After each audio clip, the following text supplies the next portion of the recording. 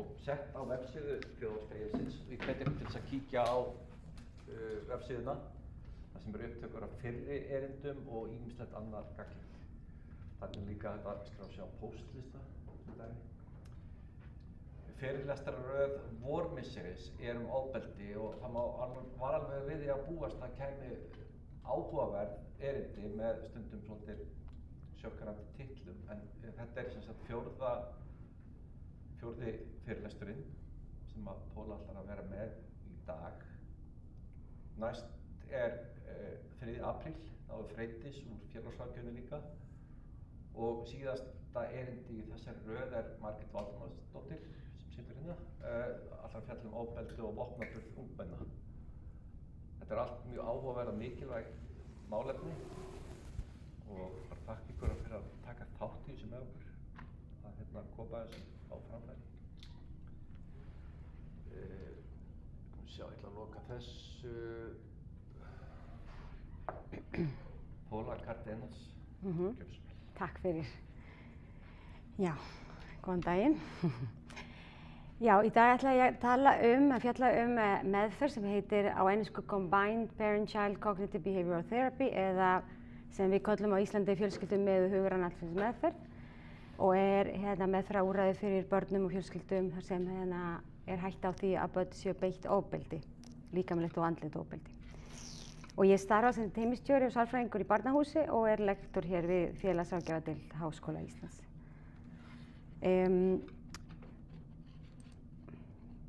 Já, þetta svona svolítið yfirlitið það sem ég ætla að tala um.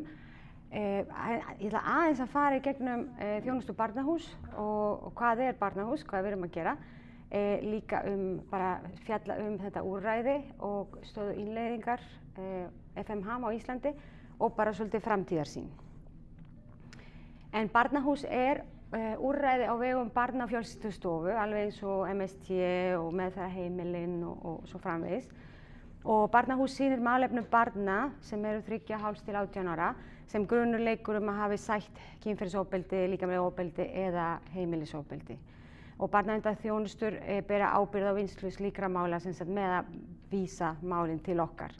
En hlutverk okkar samstarf milli ólíkra, að hafa þetta samstarf milli ólíkra aðila þegar það kemur að því að rannsaka mál þar sem börn eru þolendur ofbeldis. Og þarna til dæmis að koma saman barnaverndarþjónusta, löggan, ríkissaksóknari, læknar og beita þessa þjónustu í Barnahúsi undir einu þaki. Og allar upplýsingar og þjónustu sem eru í boði í Barnahúsi eru bara á einum stað, eins og ég segi bara undir einu þaki, og þetta mjög barnvænt umhverfi. Og þarna erum við að tryggja að barnið og fjölskyldan fái viðeigandi greining og meðferð líka og tryggja þekkingu á málefnum barna sem eru þolendur ofbeldis. Og Barnahús í dag viðurkennt sem fordæmi á alþjóðavettvangi og sambærilegar stofnanir sem kallaðar eru Barnahús hafa verið stofnaðar í fjölmörgum löndum í Evrópu til dæmis og eftir íslenskri fyrirmynd sem mjög flott. En þjónusta Barnahús meðal annars rannsóknarviðtöl við börn sem þegar grunur leikur að hafa sætt ofbeldi.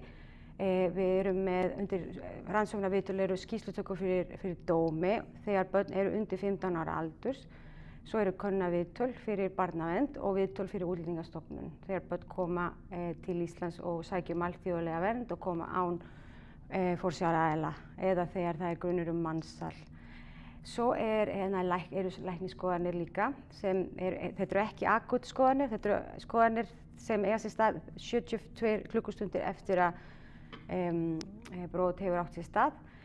Líka erum við að beita ráðgjöf til fagaðila og almennings. Við erum líka, öll börn sem greina frá ofbeldi eiga rétt á greiningarviðtöl og líka meðferð ef þau þurfa á því að halda. Þannig að við byrjum alltaf með greiningu og mat til þess að meta þörf fyrir meðferð og svo í kjölfarið gagnrýnd bara áfallamiðað nálgun í boði. Og þar undir til dæmis áfallamiðað hugræn atferlismeðferð, EMDR, frásagnarmeðferð, hugræn atferlismeðferð og hugræn úrvinnslumeðferð. Og svo undir því þá það þessi ný úrræði sem heitir fjölskyldumiðuð hugræn atferlismeðferð eða á ensku Combined Parent-Child Cognitive Behavioral Therapy. Og þetta var samþykkt þetta kom fram inn í framkvæmdaráætlun í barnavernd 2023 til 2027 og var samþykkt í lok árs 2023 held ég. En við fengum fjármagn í byrjun bara árs til þess að byrja, þetta fyrra til þess að byrja með FMHAM á Íslandi. En afleiðingar ofbeldis eins og við vitum geta verið bara langvarandi og bæði líkamlegt ofbeldi sem börn hafa verið orðin fyrir eða heimilisofbeldi sem börn hafa verið vitni að geta haft alveg langvarandi afleiðingar og svo eru rannsóknir sem sýna að andlegt ofbeldi talið vera bara meiri skaðvaldur. En algengar afleiðingar samkvæmt rannsóknir eru bara lágt sjálfsmat, kvíði, þunglyndi, sjálfsvígshugsanir, áfengis- og fíkniefnanotkunar, hegðunarvandamál, ofbeldisfullt hegðun og afbrotahegðun og svo námserfiðleika. Þannig að það er mjög mikilvægt að grípa inn í þessum málum og hjálpa þessum börnum og fjölskyldum þar sem lausnin ekki alltaf að bara sundra þessum fjölskyldum eins og við höfum oft séð á Íslandi. Þannig að þessi úrræði á að koma einmitt sem gagnreynd meðferðarúrræði fyrir fjölskyldum þar sem hætta að börn séu beitt líkamlegu eða andlegu ofbeldi af hálfu forsjáraðila. Og meðferðin byggir á gagnreyndum aðferðum eins og AFCBT sem heitir Alternatives for Families sem sérstakt meðferð fyrir fjölskyldum þar sem líkamlegt ofbeldi í gangi og líka meðferð sem heitir Domestic Violence Model og svo líka byggir á trauma fókus, áfallamiðað hugræn atferlismeðferð. Og meðferðin, FMH meðferðin var þróuð að professor Melissa Roonion og Esther Deblinger, en Esther Deblinger ein af þeim sem í raun og veru bara þróaði áfallamiðað HAM líka. Og meðferðin hefur verið í gangi í Svíþjóð til margra ára og hefur reynst mjög vel þar og þetta bara fyrsta sérhæfða meðferðarúrræði í Svíþjóð sem sérstaklega hugsað fyrir börn sem hafa orðið fyrir ofbeldi af hendi foreldris. Og rannsóknir bæði í Bandaríkjunum og Svíþjóð, hér smá bara dæmi bara nokkrar rannsóknir sýna fram að foreldrar nota færri neikvæðar uppeldisaðferðir eftir að þau fari gegnum þetta meðferð, að notkun líkamlegra refsinga og ofbeldi í aga minnkar, að þau eiga auðveldara með að stjórna tilfinningum sínum og líka að þau hafa lært, rannsóknir sýna fram að þau læra jákvæðar uppeldisaðferðir sem þau nota svo í staðinn. Og líðan foreldra líka batnað. Út af því að foreldrar í einhverjum rannsóknum hafa fyllt út svona matslista til að meta eigin líðan og líðan hefur rannsóknir sýna að líðan þeirra batnað bara í lok meðferðar. Svo líka í sambandi við börnin sýna færri einkenni áfallastreitu, kvíða og þunglyndis og hegðunarvandamál minnka. Og börnin líka taka eftir að foreldrar þeirra nota jákvæðari uppeldisaðferði eftir að þau fóru í gegnum þetta meðferð. Þannig að FMHAM á Íslandi í boði fyrir börn 3,5 til 18 ára en það út af því að börnin sem koma í barnahúsi eru börn 3,5 til 18 ára. En þetta eru börn sem hafa orðið fyrir líkamlegu ofbeldi eða andlegu ofbeldi af hálfu forsjáraðila og þetta úrræði í boði þegar barnaverndarþjónusta hefur metið að fjölskyldan geti haldið áfram að búa saman. Þannig að við viljum auðvitað börnin séu bara örugg og að þarna hefur barnið metið að það sé óhætt fyrir barnið eða unglinginn að búa með fjölskyldunni. Og svo líka kannski stundum koma foreldrar sem viðurkenna að eiga vandamál kannski við að stjórna reiði og nota uppeldisaðferðir sem eru kannski skaðilegar og kannski óska eftir hjálp, þannig að þetta til dæmis líka úrræði fyrir þessum fjölskyldum. Það líka til dæmis úrræði þegar börn hafa verið vistað utan heimilis sökum ofbeldis, en það fyrirhugað að þau flytji aftur til forsjáraðila eftir vistun. Þannig að þetta við getum alveg byrjað með foreldrum í nokkur skipti til þess að meta hvort að sé forsenda fyrir þetta meðferð og barnið þarf að vera í umgengni, einhvers konar umgengni á meðan meðferðin stendur.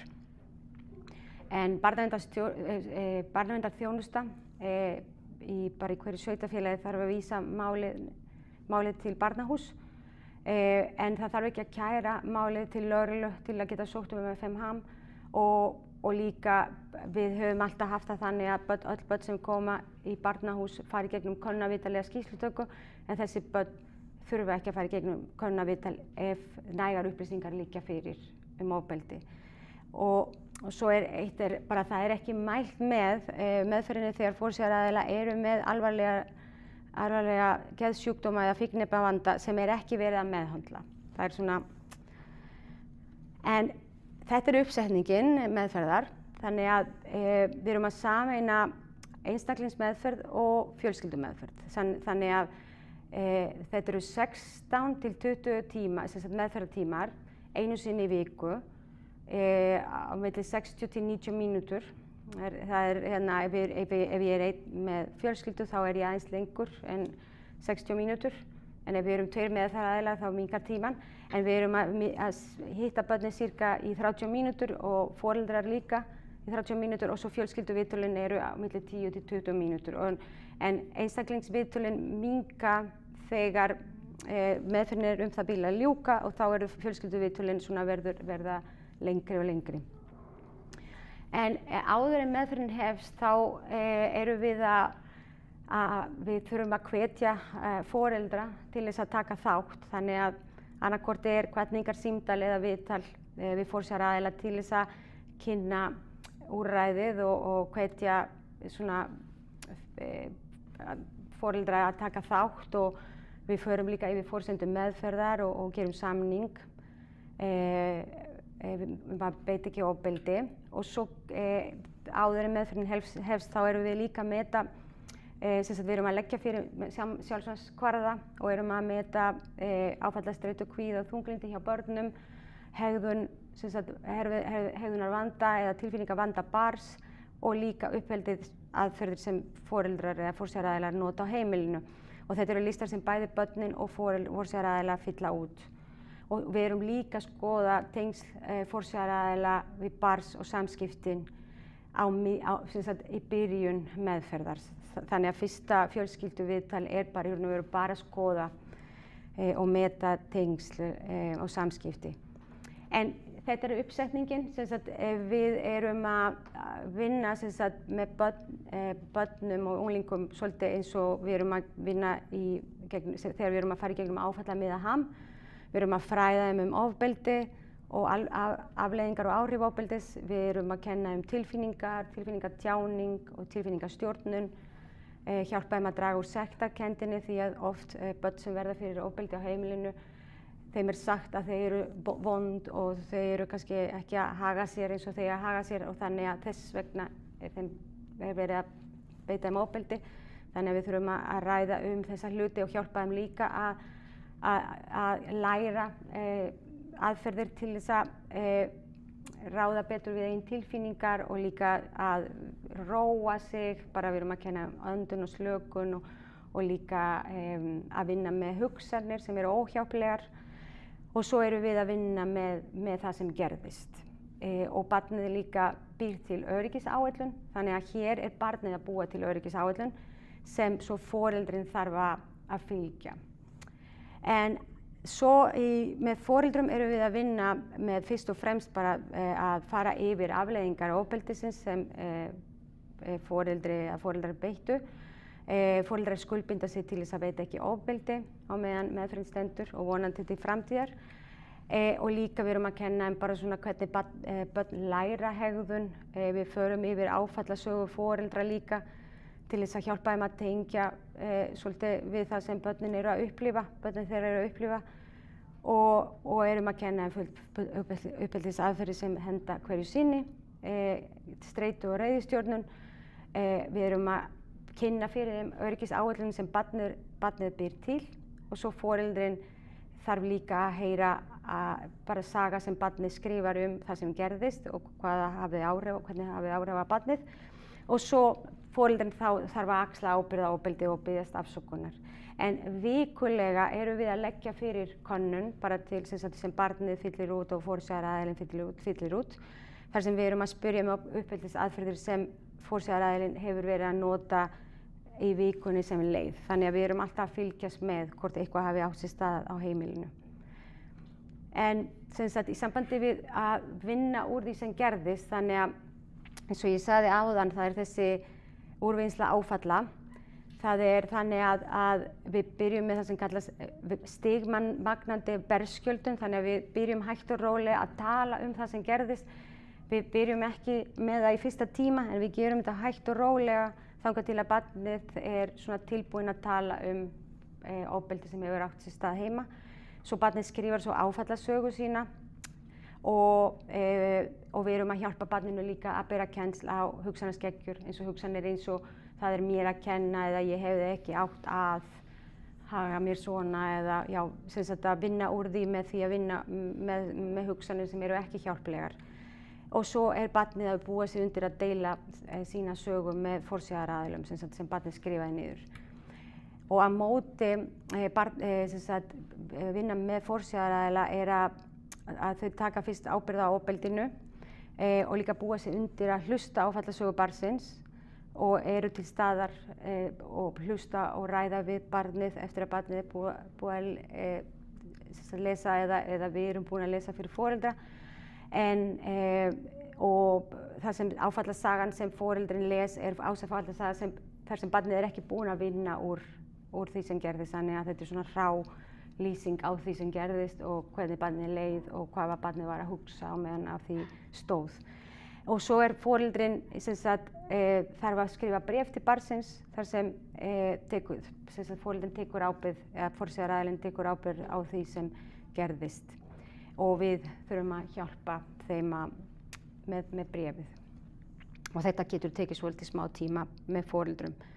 En varðandi öryggisáætlun sem ég sagði ykkur frá áðan, þá er þetta gerð með barninu og barnið gerir þetta bara skriflega og þarna kemur bara ítarlega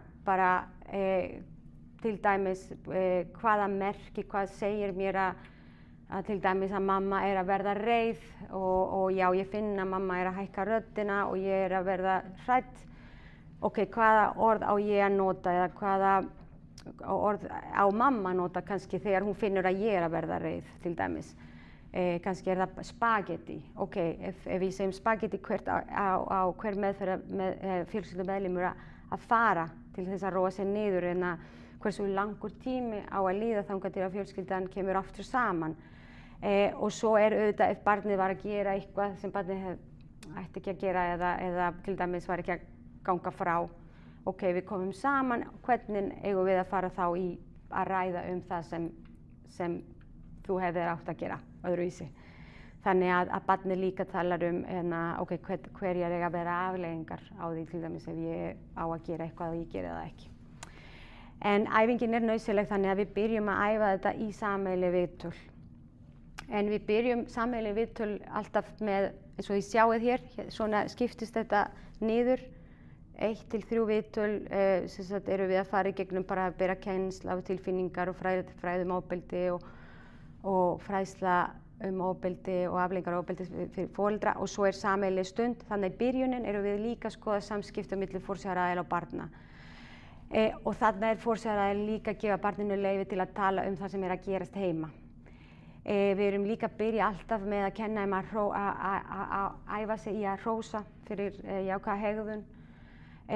Og líka, við erum líka svo með tímanum að kenna forsjáraðila nýjar uppeldisaðferðir sem við erum kannski að æfa líka í fjölskylduviðtölum.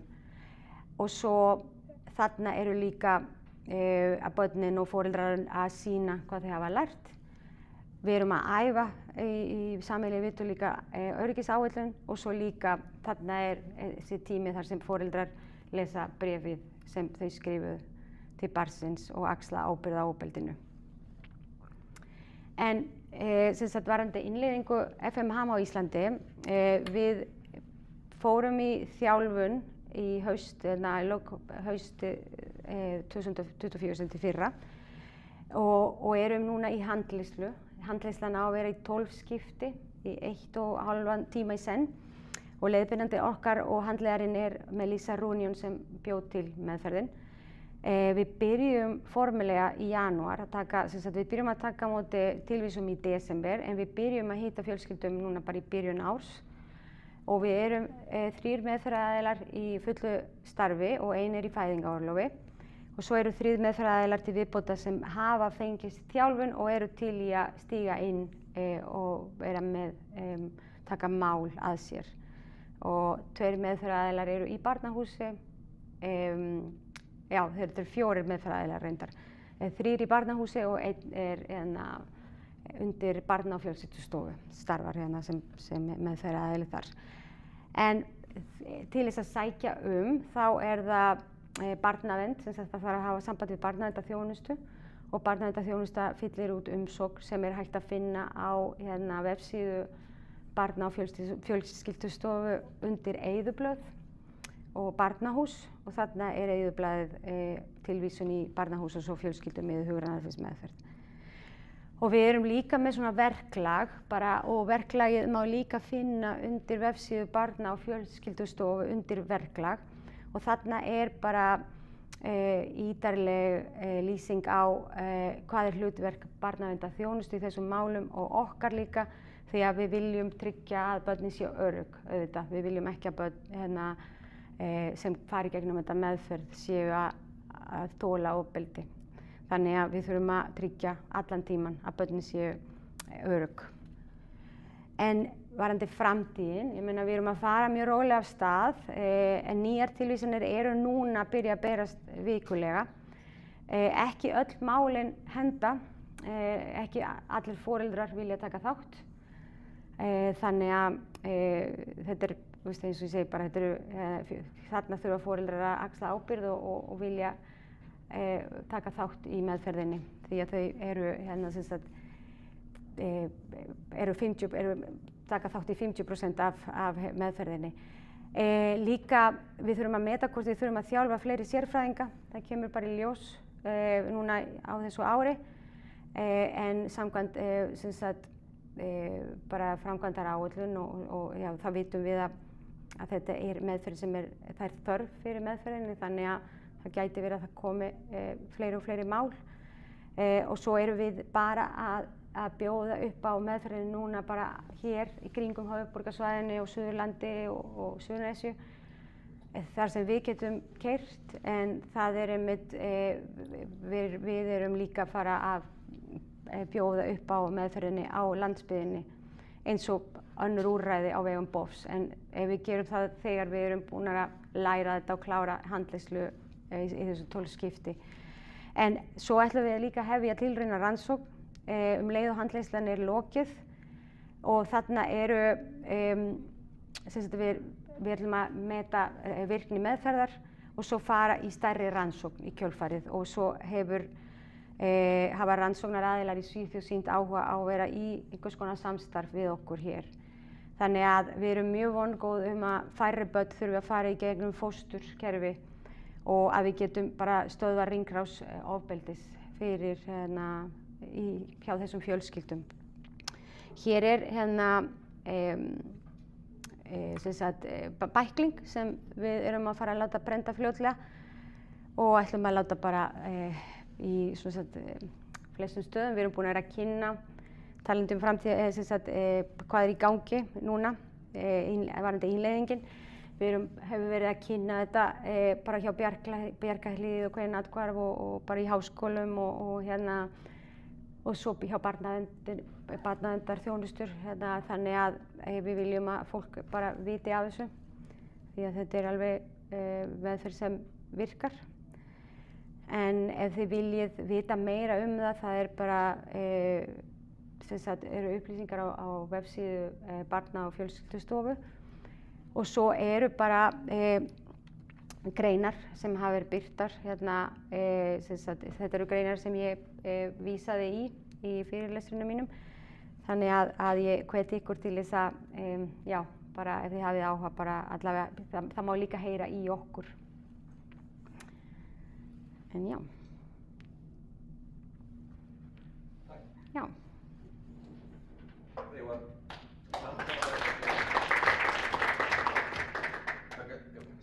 Já, eru einhverjar spurningar? Spurningar sem vakna. Já, ég er með 2. Já.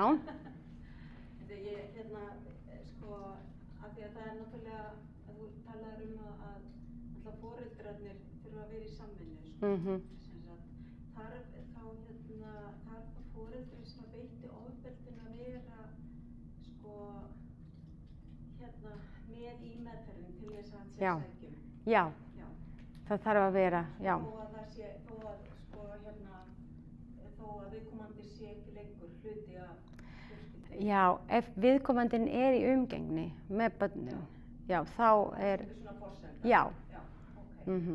Og svo hin spurningin ég var að pæla í sambandi við, sko, að þú sagðir að sumir foreldrar væri ekki í samvinnu, ég skildi það þannig að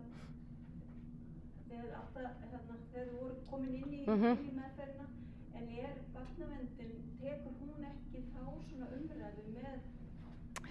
Já, en til dæmis, þetta eru líka tilvik þar sem til dæmis, eitt tilvik þá pabbinn ekki lengur inn á heimilinu og hann bara, barnið vill ekki hitta föður. Þannig að það framvísun? Já. Og svo það var önnur mál þar sem í raun og veru faðirinn að hitta börnin undir eftirliti en börnin búa á heimili móður, þannig að hann vill ekki taka þátt, þannig að hann fær bara að hitta börnin undir eftirliti. Já. Já, út af því að það einmitt forsenda þetta meðferð fyrir í raun og veru bæði fyrir börn sem hafa orðið fyrir ofbeldi og foreldra, forsjáraaðila sem hafa beitt ofbeldi. Já. En sko, þetta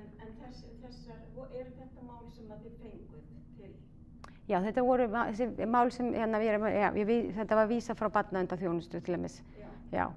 En svo hafa önnur mál sem henta vel, bara við höfum tekið þessi mál inn og erum annaðhvort að byrja eða það byrja að byrja, þannig að með hitta þessar fjölskyldur. Þannig að þetta að tikka inn svona hægt og rólega. En ég veit að það það þörf og maður heyrir að það sé alveg mikilvægt að bara frábært að úrræði sé komið, en kannski erfitt eins og maður hefur heyrt að það erfitt að fitta fjölskyldunar í þetta, því að kannski svona foreldri sem vill ekki eða sem ekki í umgengni eða, já. Og svo líka bara, það getur verið líka rosalega flókið fyrir okkur núna á meðan við erum að læra þetta, að vera með túlk, svona, sem erfitt, í sumu tungumáli rosalega erfitt að fá túlk. Þannig að við erum að setja smá brensu á það núna í byrjunin á meðan við erum að læra meðferðin, því að við þurfum að klára þessi 12 skipti í handleiðslu. Og þá getum við að taka þessi máli, en þetta eru svona auðvitað flóknari mál. Bara þegar við þurfum einmitt á túlk sem kannski erfitt að finna á Íslandi. Eða svona erfitt að vera með language line í þessum viðtölum, því að því miður stór hluti fjölskyldna af erlendum uppruna. Já. En bara til hamingju með þetta. Já. Þetta frábær viðtal. Takk. Já. Langar að spyrja þig svolítið stór spurning, kannski ekki mjög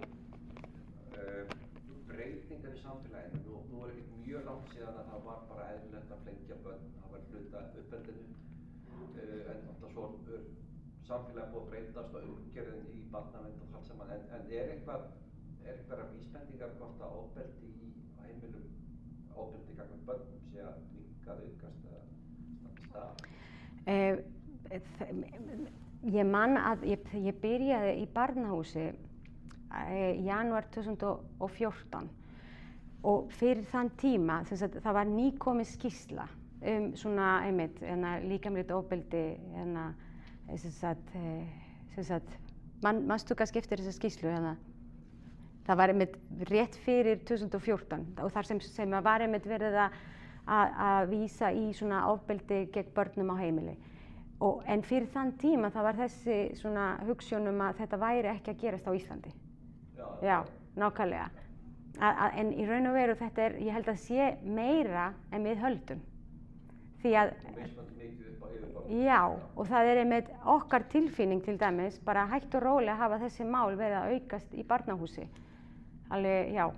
Þannig og því miður áður gátu við ekki unnið með fjölskyldum þegar börnin voru enn að búa með foreldrum sínum. Við vorum kannski að fá mál þar sem var verið að kæra foreldra fyrir að beita börn ofbeldi, svo voru börnin að byrja í áfallameðferð en við vissum ekki hvað væri að gerast hjá hvort foreldrin væri í meðferð. Það er heimilisfrið en það var engin samvinna okkar á milli þannig að okkur vandaði úrræðar sem við værum að bara að vinna með fjölskylduna. Þannig að það þarf að skoða með tölurnar en tilfinningin okkar einmitt allavega að málin hafa áhyggjust, já. Já. Já. Já, ég man ekki eftir þessu skipti, en það var bara undralegt gagnvart ofbeldi hefur breyst svo rosalega mikið mín tilfinning að það hafi ekki aukist en að við lítum bara aftur við sjá. Já. Og verður að máli frekar eftir áður. Já, það bara, það var hórt framhjá sig. Ég ætla að spyrja, eru þetta, að því að þetta bara virkar rosa flott og mikilvægt, eru þetta þá ekki mál sem hafa verið kært til lögreglu eða eru þið líka að taka mál sem? Já, líka, já. Þetta eru bæði mál sem hafa verið kært til lögreglu og mál þar sem barnavernd telur að það sé hægt að vinna með fjölskyldunni án þess að það þurfi að fara í gegnum kæruferli og líka bara þegar börn hafa verið fjarlægð á heimilinu og verið að íhuga fjölskyldusameining. Þannig að við erum til dæmis eitt svona mál sem að fara að byrja hjá okkur. Þannig að foreldrinn byrjar í meðferð og við erum svona svolítið að meta hvort það sé forsenda fyrir því að hefja þetta meðferð. Og svo getur barnið byrjað að mæta en út af því að barnið þarf að vera í umgengni með foreldrum, með forsjáraðila, já. Já, bara flott. Og líka bara að því að þú talaði að það er að fara í gang rannsókn. Já. Bara frábært. Já, nákvæmlega. Við byrjum með pilot og það er svona svolítið allt, við erum með allt svona svolítið til, öll það samþykkisblöðin og hvaða listar við ætlum að leggja fyrir og svoleiðis. En það er bara, ég held að við þyrftum að vera alveg mjög öruggar sem meðferðaraðilar þegar það hefst. Já. Þetta er rosalega svona faglega vinna hjá okkur. Það er mjög flott. Gott. Eru einhverjar spurningar, Eika? Já. Meðferð heldur væri hjá foreldrum, ef þau byrja, þá bara halda þau áfram eða þetta út? Já, það allavega út af því að við höfum ekki lokið meðferð við fjölskyldum enn því að við byrjum í byrjun janúar en rannsóknir erlendis sýna að það sé meiri hætta á því að foreldrar hætti í fyrstu þrjú skipti. Ef þau mæta eftir þessi þrjú fyrstu skipti þá er minni hætta á brotfalli. Já. Þannig að fjölskyldunar haldast inni. En meiri hætta á því að þau hætti í fyrstu skipti, þrjú skipti. Já. Og ég held að það sé bara eins og í Svíþjóð eins og hér, við erum auðvitað með öðruvísi reglur en með lög en í Bandaríkjunum, líkamlegar refsingar fyrir okkur er það talið sem ofbeldi gegn barni. Þannig að ég held að það sé líka þetta bara barnaverndar þjónusta getur líka sett svolítið línur að ef þið klárið þetta ekki þá bara hætt á því að barnið með ekki búa á heimilinu. Þannig að ég held að þetta sé, ég held að sé líklega að fjölskyldan að forsjáraðilar haldi áfram, já.